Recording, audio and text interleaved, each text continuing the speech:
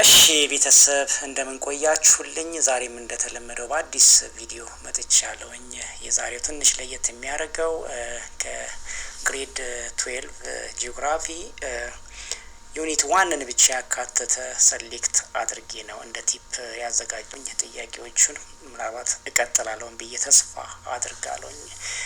እንደዚሁም ላይ ቻናሌ አዲስ ከሆናችሁ ሰብስክራይብ ኤንድ ላይክ አድርጉኝ ብዬ ላሳስባችሁ እወዳለሁኝ። እሺ ቀጥታ ወደ ጥያቄ ስገባ ጥያቄ 1 which scientist first proposed the idea of continental drift, suggesting all continents were once part of a single landmass is called Pangaea ይላል።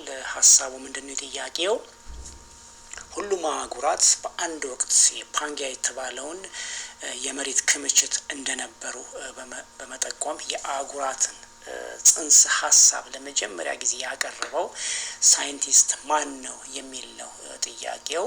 ከተሰጡ ምርጫዎች ውስጥ ምርጫ ቢ አልፍሬድ ቬንገር የሚለው ትክክለኛ መልስ ነው ማለት ነው። እሺ ጥያቄ 2 which type of plates boundary is characterized by two plates moving away from each other resulting in the creation of new crust ይላል። ሀሳቡ ምንድነው? ጥያቄው አዲስ ቅርፊት እንዲፈጠር በማድረግ ሁለት የፕሌት ክፍሎችን እርስ በርስ የሚርቁበት የፕሌት መገጣጠሚያ አይነት የትኛው ነው የሚል ነው የጥያቄው ሀሳብ።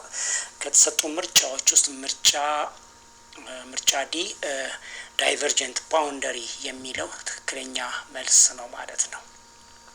እሺ ጥያቄ 3 The East Africa Rift Valley is a primary example of which geographical feature created by a plate tectonic ይላል። የምስራቅ አፍሪካ ስምጥ ሸለቆ በቴክቶኒክ ፕሌትስ እንቅስቃሴዎች የተፈጠረው የትኛው የጂኦግራፊ ቅርጽ ዋና ምሳሌ መሆን ይችላል የሚል ነው የጥያቄው ሀሳብ። ከተሰጡ ምርጫዎች ውስጥ ምርጫ ሲ ኮንቲኔንታል ሪፍት የሚለው ሀገራዊ ስምጥ ሸለቆ የሚለው ትክክለኛ መልስ ነው ማለት ነው። ምርጫ ሲ ኮንቲኔንታል ድሪፍት የሚለው ትክክለኛ መልስ ነው ማለት ነው። እሺ ጥያቄ 4 driving force behind the movement of tectonic plates is generally believed to do ይላል። ሀሳቡ ምንድነው? የቴክቶኒክ ፕሌትስ እንቅስቃሴዎች ዋነኛ መነሻ ኃይል ነው ተብሎ የሚታመነው በምንድነው ነው የሚለው ጥያቄው። ከተሰጡ ምርጫዎች ውስጥ ምርጫ ሲ ኮንቬክሽን ከረንትስ ኢን ዘ አሽኖፌርስ ማንትል የሚለው ምርጫ ሲ ትክክለኛ መልስ ነው ማለት ነው። እሺ ጥያቄ 5 the geographical process where a denser oceanic plate sinks beneath lighter continental plates is known as ይላል። ምን ማለት ነው? ክብደቱ የበዛው የውቅያኖስ ሰሌዳ ወይም ደግሞ ፕሌት ከቀለለው አህጉራዊ ፕሌት ስር የሚሰምጥበት የጂኦግራፊ ፕሮሰስ ምን ይባላል ነው የሚለው። ከተሰጡ ምርጫዎች ውስጥ ምርጫ ቢ ትራንስፎርሚንግ ፋልቲንግ የሚለው ምርጫ ቢ ትክክለኛ መልስ ነው ማለት ነው። እሺ ጥያቄ 6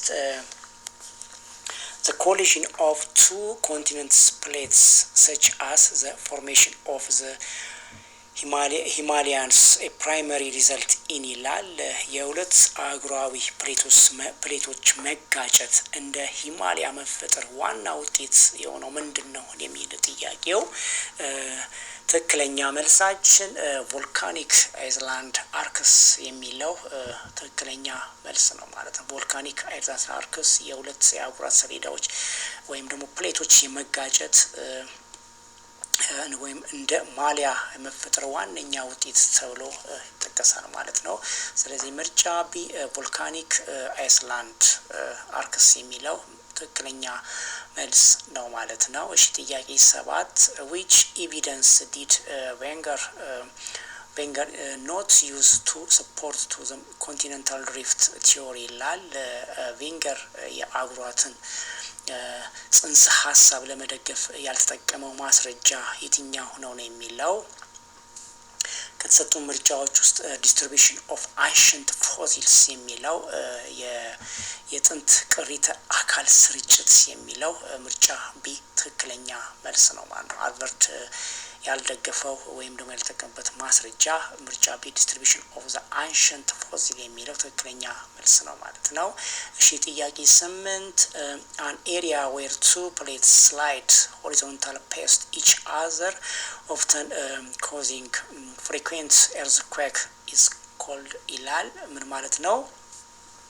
ሁለት ፕሌቶች በአግድም አቅጣጫ እርስ በርሳቸው የሚተላለፉበት እና ብዙውን ጊዜ በተደጋጋሚ በመሬት መንቀጥቀጥን የሚያስከትል ቦታ ምን ተብሎ ይፈጠራል ነው የሚለው ጥያቄው።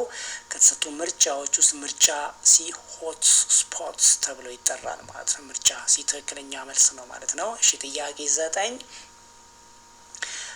in the context of plates tectonic the Earth's ridge's outer layer crust and the uppermost mantle is referred to as ይላል።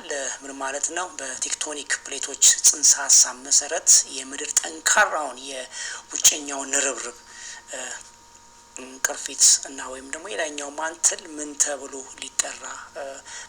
ይጠራል የሚል ሀሳብ ነው ጥያቄው።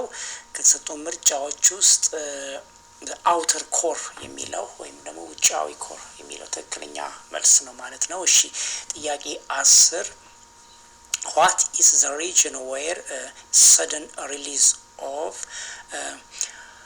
accumulated energy caused an earthquake deep within the earth lithosperm is known as ይላል። ምን ማለት ነው? የተከማቸ ኃይል በድንገት ሲለቀቅ የመሬትን መንቀጥቀጥ የሚያስከትል በምድር ሊቶስፌር ውስጥ ያለ ጥልቅ አካባቢ ምን ይባላል ነው የሚል ጥያቄው። ከተሰጡ ምርጫዎች ውስጥ ምርጫ ቢ ፎከስድ ሃይፖሴንተር የሚለው ምርጫ ቢ ትክክለኛ መልስ ነው ማለት ነው። እሺ እችን እንደ ቲፕ ነው ያዘጋጀውላችሁ። ኔክስት እንዲቀጥል ኮሜንት ላይ ሰጀስት አድርጉኝ። አመሰግናለሁ።